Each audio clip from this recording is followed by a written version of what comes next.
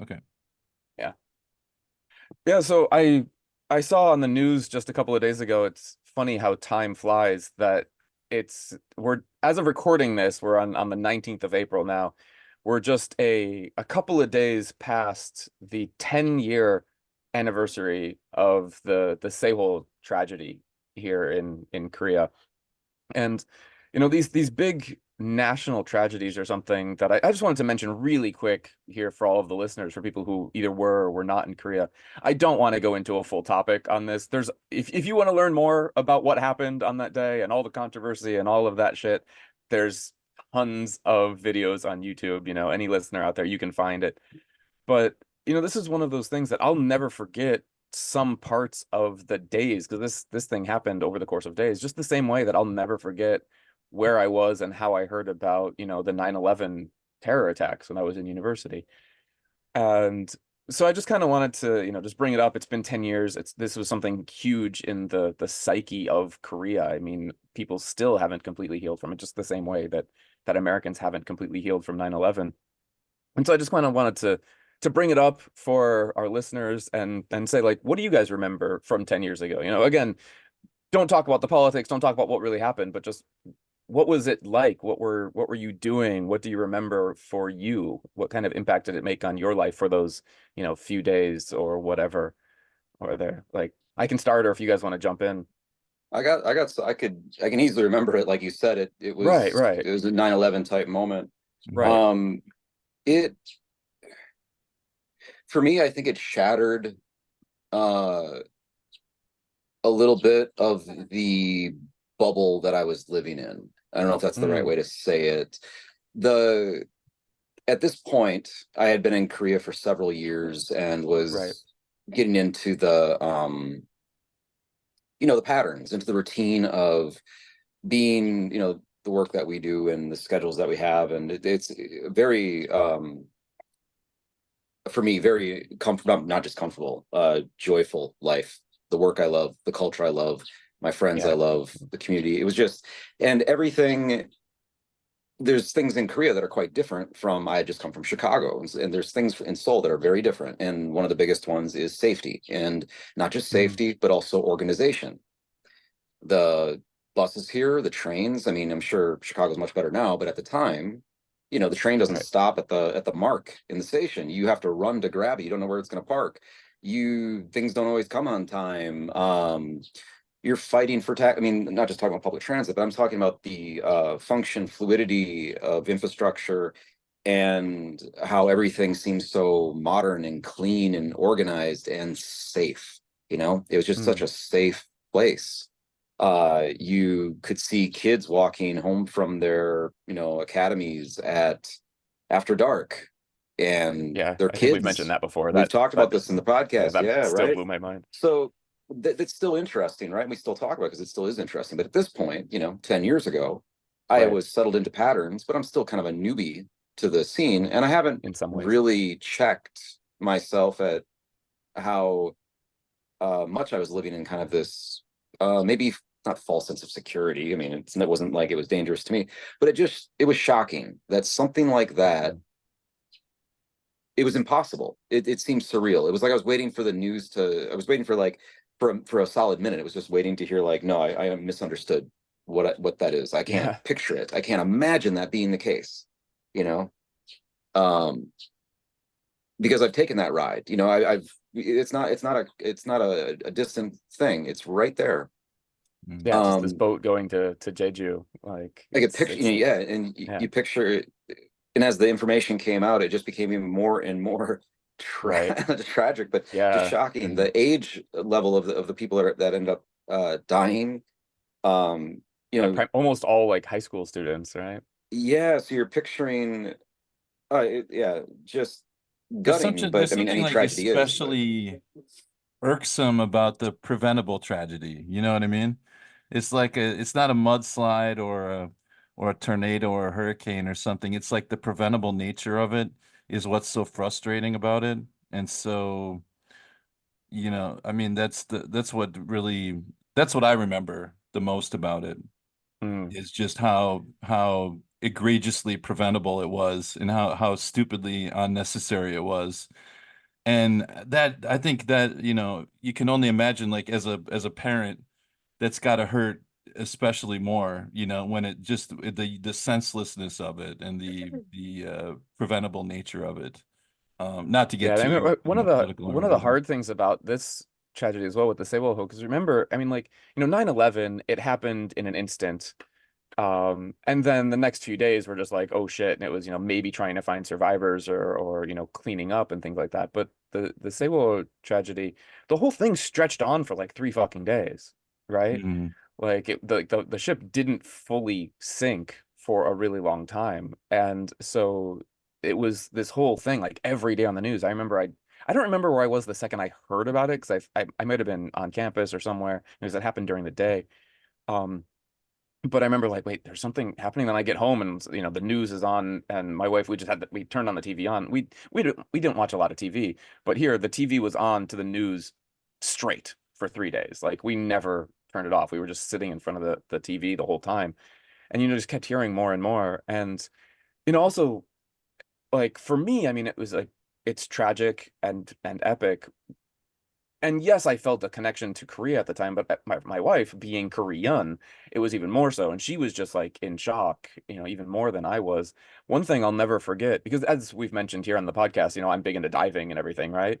And she told me, I remember at one point she looked at me and she's like, you should go dive, go help, go find things. And I'm like, honey, that's some crazy hard diving. Like I'm not capable of doing that. But her reaction was like, we want to do something. She felt like, paralyzed. Like here we are in Seoul just watching this shit go down on TV.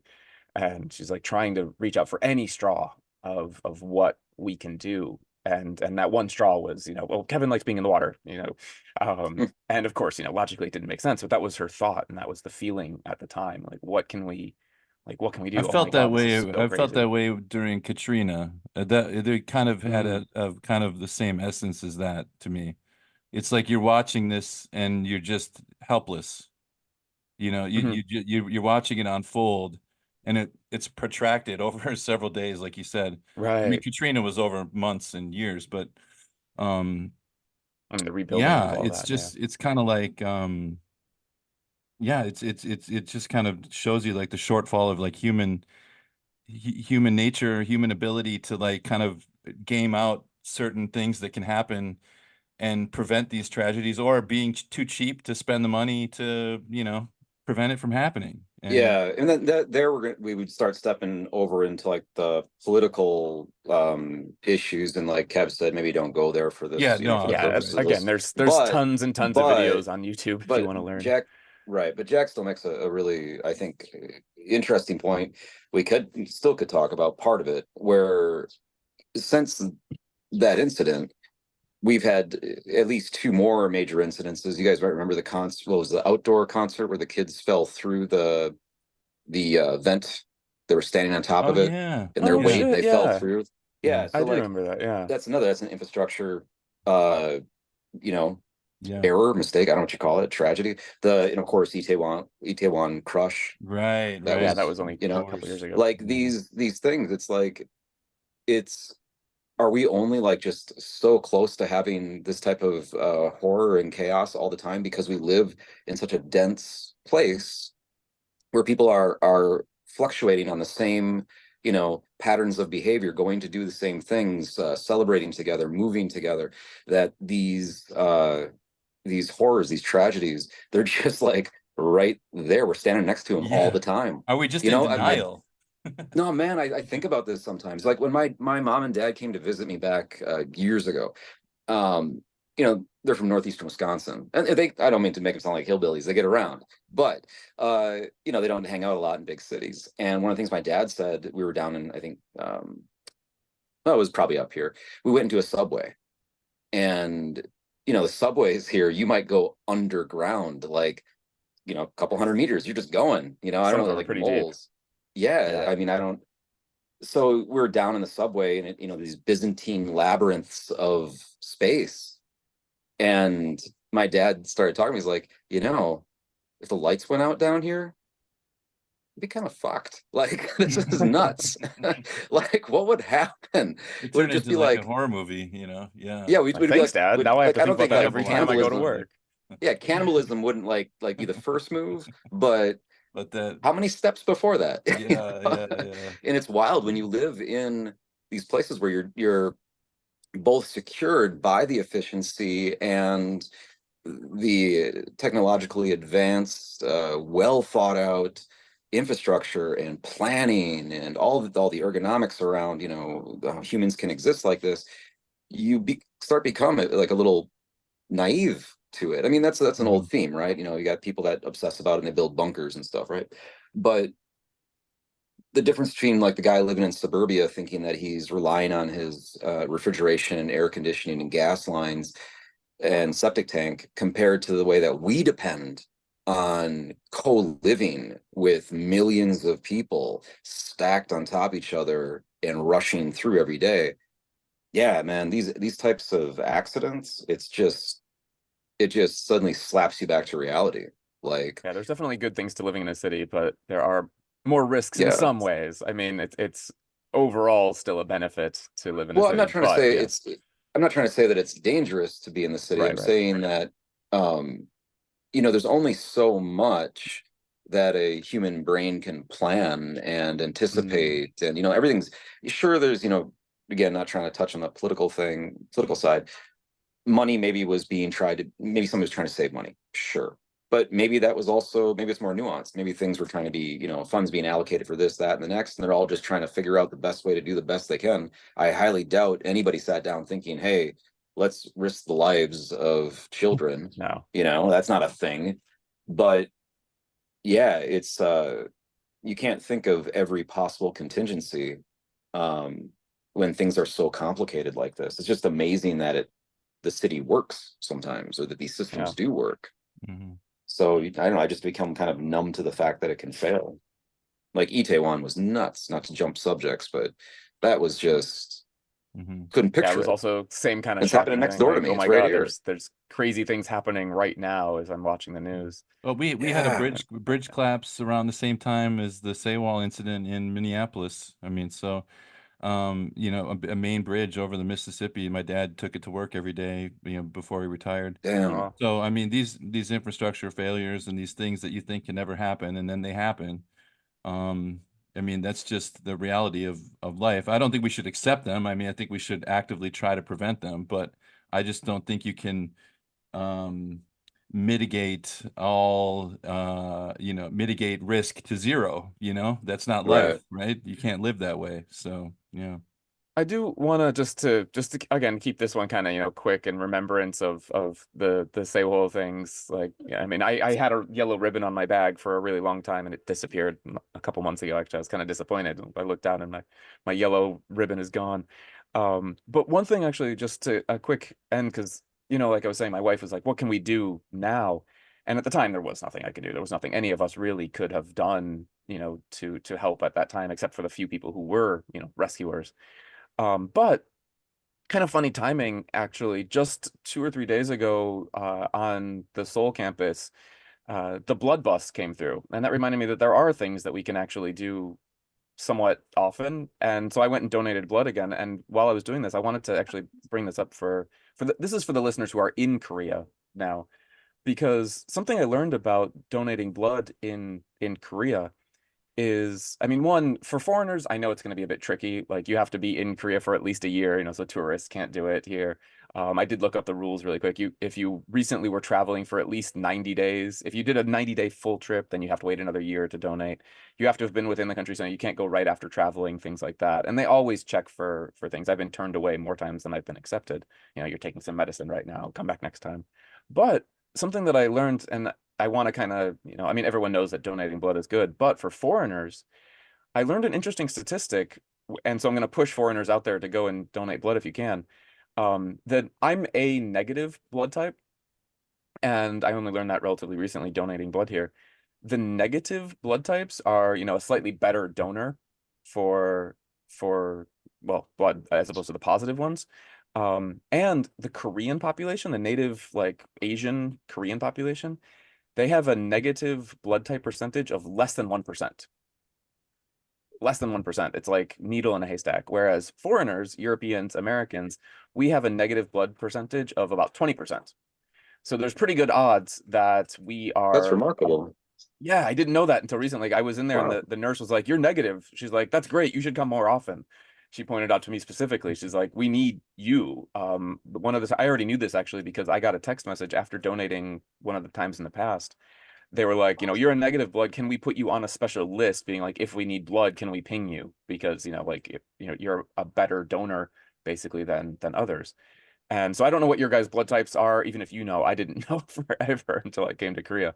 But go and donate blood. They will tell you for free what your blood type is, and there's a much higher percentage of us being a better donor than Koreans are. So for any foreigners out there in Korea listening, donating blood is not a difficult thing. I mean, you might get turned away. Again, I've been turned away a couple of times because of travel or medicine or whatever. But there's a percentage, there's a chance that your blood is more valuable than some Koreans' blood, not more valuable, more useful, maybe because of just the way that genetics are weird, and those negative blood donors are much, much, much more rare in Korea than they are in America or Europe. Hmm. So Yeah, good I kind info. of wanted to use So, this as a little mini, public service as well. Like, Sewol was crazy. I'll never forget it. And there wasn't anything I could do then, but there is something that I can do occasionally from time to time here in Seoul, and go and let them bleed me. So, if you've got the time, there's blood buses that stop by campuses every now and then, or there's centers all around the city as well. There's a little app also that'll even keep track if you like, your digital shiny things. There's an app that will log in and it'll tell you how many times you've donated. And actually it tells you they do like tests for, hepatitis A, B, C, and it goes all into the app. So I get basically a free you know, check every however many months whenever I do it. It's like, oh, I'm still clean. Yay. Because, they have it all there. So there's good things for you as well. And you get, free movie tickets or whatever you want. But yeah, if you've got the time, go donate some of your foreign blood that maybe 20% chance is a negative donor blood. yeah, Cool. right on. Okay. All right, guys. Well, we'll keep this one short, and I'll see you soon for something bigger. Yeah, send us Right an on. email. Yeah, thesoulpatch@gmail.com, or check out our website, thesoulpatch.com, for leaving a comment. And Yeah, tell us yeah, what you remember of Sewol, actually, if you want to leave a comment. yeah, right on. All right, thanks, guys. See ya.